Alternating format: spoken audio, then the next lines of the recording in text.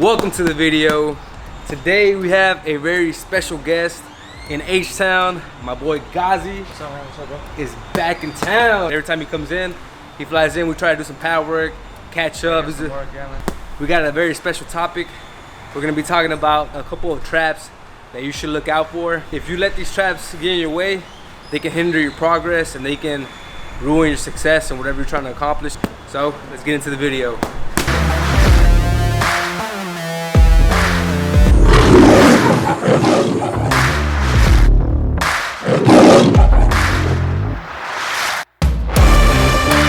The best way to win a fight is just avoid it, bro. Like, if you can, don't get into a fight, man. I think, honestly, dude, you don't want to catch charges. You don't want to go to court. You don't want to get arrested for that kind of stuff. And, you know, you have the possibility to get hurt. And another thing is, there's so many unknowns because you don't know if that guy has a knife on him, if he has a pistol, if he has like 10 guys on him that, like, you know, that can come over here and just jump your ass. So you gotta be careful, bro. Like, if you can, just avoid the fight. Guys always get into it, like when it comes down to it, like you said, not him, elbows And elbows. shit like that, and slaps too, man. I've seen people slap. I've seen people get slapped. Slap the Yeah. shit. So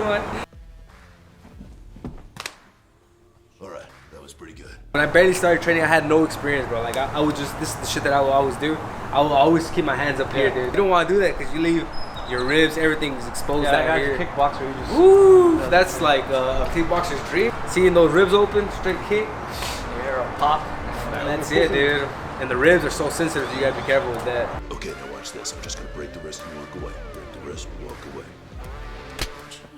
The very first thing when it comes to overcoming those traps that stand in the way, that secretly stand in your way because you don't really see them, I like to call them demons because it's like these are external things that kind of get in your way, and if you don't pay attention to them, they can hinder your progress or they can hinder your success. Keep a low information diet. Try to reduce the amount of information that you consume. The art of ignoring, I think, is very important because if you can see something that will emotionally trigger you, and you can just be like, all right, you know what, I'm not even gonna give it any of my attention, I'm not gonna give it any of my energy, and I'm just gonna ignore it. Instead of letting it get to you to the point that you get so mad and you wanna send a text and you wanna, like, you know, you wanna drop a comment and start arguing with people online, like that, you know, that's one that's gonna take a lot of time and a lot of energy out of you.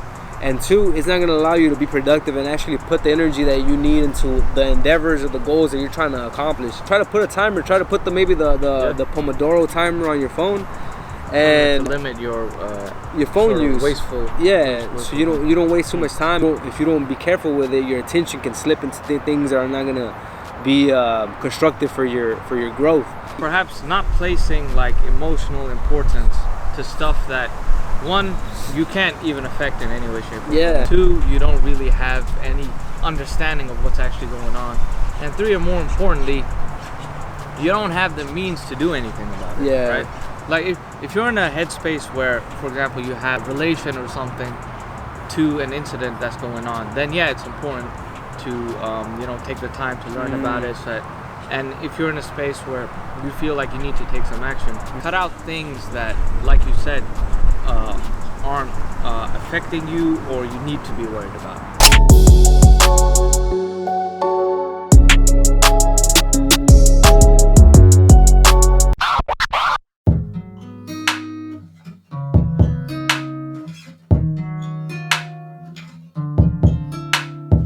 Welcome to our cooking show.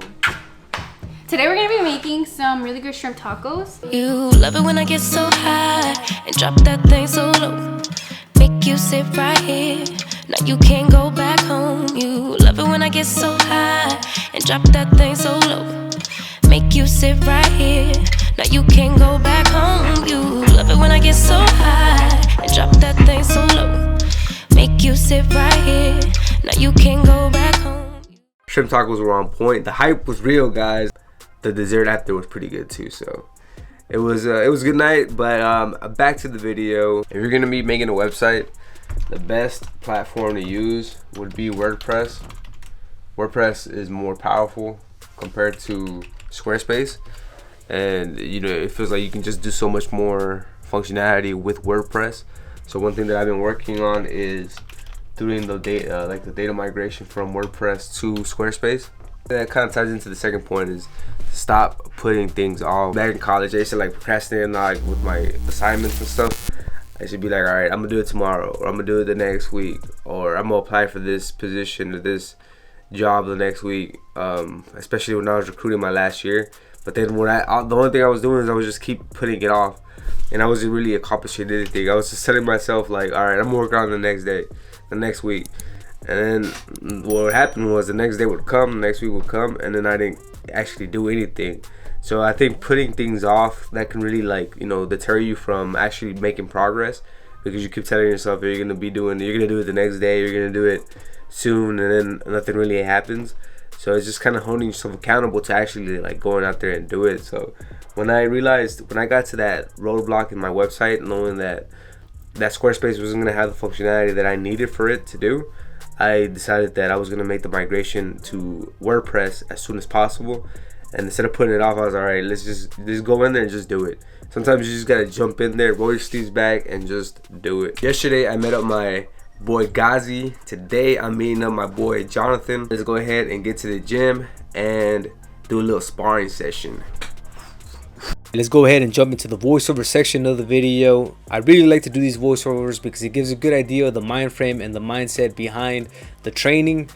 We're going to start off with some pad work. Bruce Lee always says that you have to be fluid like water, and what he means is that you have to ingrain your striking into muscle memory to the point that you're very fluid with your striking and it becomes second nature, and pad work is a perfect tool to help you do that.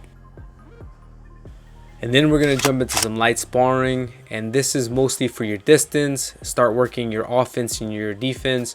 You're working your combination, your defensive techniques, just so when you start increasing your sparring intensity, you have everything warmed up and you're ready to go. We're just having fun here, just working different techniques. We're 3 rounds in now. About to start the third round. Then we jump into our mid-level sparring, and here we actually start putting more pressure into the punches. Here I went for the single leg takedown, got the takedown, and this is a perfect example of why it's very beneficial to have a basic level understanding of wrestling and jiu-jitsu. Jonathan specializes more in boxing. He has 0 to no experience in grappling, and here I was able to do a single leg trip, brought him to the ground, started working my wrestling. And wrestling might not look that difficult, but it can drain you, and this is one thing that Khabib is very good at in the UFC. He drains you with his wrestling, then he ground and pounds you, or he works his submissions. And this is what I did here. I got the rear naked choke, and this is the perfect case study, guys. That's why I always say that having a good foundation in striking like boxing or kickboxing, Muay Thai should be the first priority, but then actually learn and have a solid understanding of the ground game, and you will be a much better fighter, because then if you go to the ground, you know what to do. I stumbled and sprained my toe, hurt like a motherfucker, but was able to get up and just band it up. Athletic take can be helpful when you get those injuries. So we just kept going. Here Jonathan went for a hook, and then I went for the single leg, converted it to a double leg takedown. Had him on the ground, applied some side control, nothing but shoulder pressure. Then I was easily able to full mount, and there I started working some ground and pound. I wanted to bait his arms. When you're fully mounted like this, what you want to do is you want to bridge your hips, and then you want to shrimp out, and this is very common in jiu-jitsu.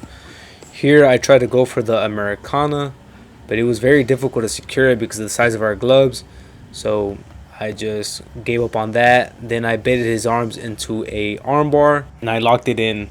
Anyone can learn how to fight. You don't have to spend over 100 hours in the gym training. Practice basic striking, grappling, spar your cousins, brothers, anyone that you're comfortable with, and you will become a dangerous fighter. Sparring complete. It's a good couple of rounds. In our generation, weed is very normal. I was born in California, so I have a lot of family out there. And when I go to California, like, weed is like, it's like whatever, man. Like, everybody The first smokes. thing they're like, hey, Yeah. you want Yeah. It's like coffee, man. Over there in California, everybody smokes. It's like the state that's known for weed.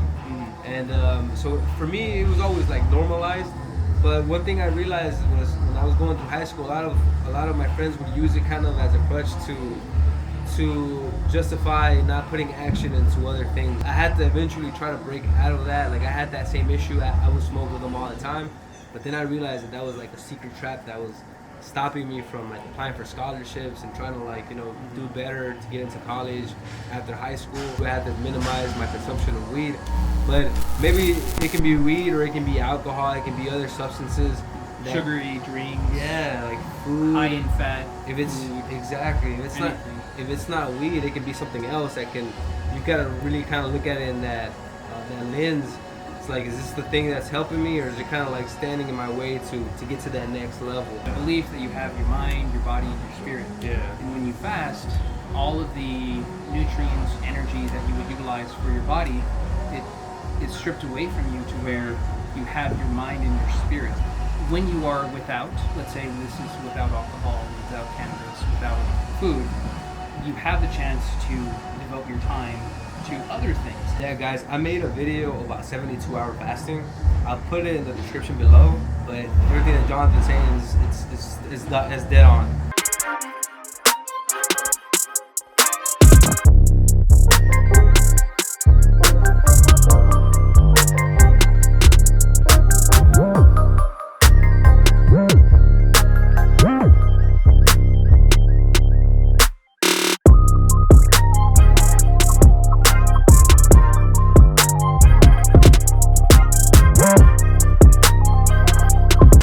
Workout complete.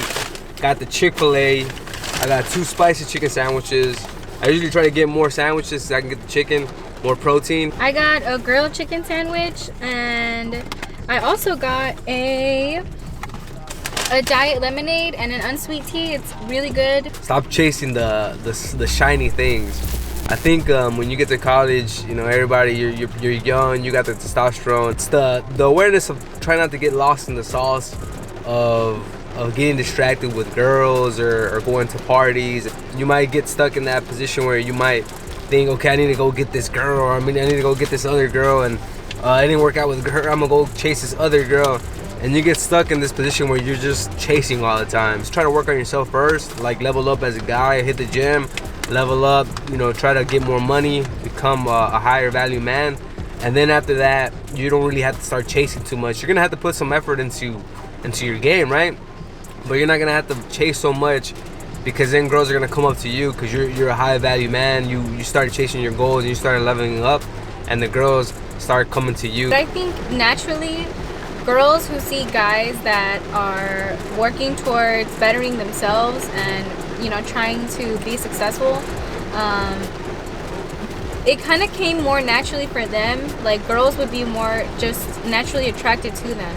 So it kind of helped them, you know, them focusing on themselves, also working on the other side where the girls would notice that, and it kind of just like changes their perspective of you, and they want to get to know you and they want to talk to you. I think when you're young, you know, you look good, you're attractive, and you get, like I said, you get kind of lost in the sauce, and you can have so much fun going out to the club every weekend. You just want to get more girls, and you're trying to like spit game. But you can get kind of lost in that process because you're not really working for something that's gonna build some long-term wealth or some long-term gains for you, progress for you and your goals. So it's like, you know, the girls are always gonna be there. The shiny things are always gonna be there. It's like focusing on your mission first, and the rest will follow. The next thing is pornography. We mentioned this a little bit last week in our last video, and you have to be very careful with pornography because if you let it, it can get you addicted to the dopamine hits that you get from watching it, and it can also hinder your progress when you actually try and talk to girls. So it's been proven that men that watch too much pornography have higher chances of erectile dysfunction. So it's a big detriment to us as men, and it's something to be aware of. Look out for it and try to not fall into its trap. If you are having some difficulty with porn, one thing that you can do is you can just take it day by day, also week by week. Let's say you watch it 2 to 3 times a week. What you can do is the next week you can reduce it to 2 times, and then you can drop it even more to 1 time a week. And then slowly but surely you're gonna start getting away from that, the need to watch it. It's also going to allow you to transmute that sexual energy into something that's gonna help you out in increasing your value. It's gonna help you, maybe you can dedicate it to your own business, to your work, to your hobbies, to talking to girls in real life, and actually going out there and spending some game. But yeah, guys, if you made it this far into the video, I really appreciate you, bro. Go ahead and drop a like. It really helps out the channel and this YouTube algorithm. If you're new to the channel, I invite you to subscribe because we drop new videos every single week and you don't want to miss them. I'll catch all of you in the next video. And as always, stay strong, stay confident, and keep on hustling. Peace.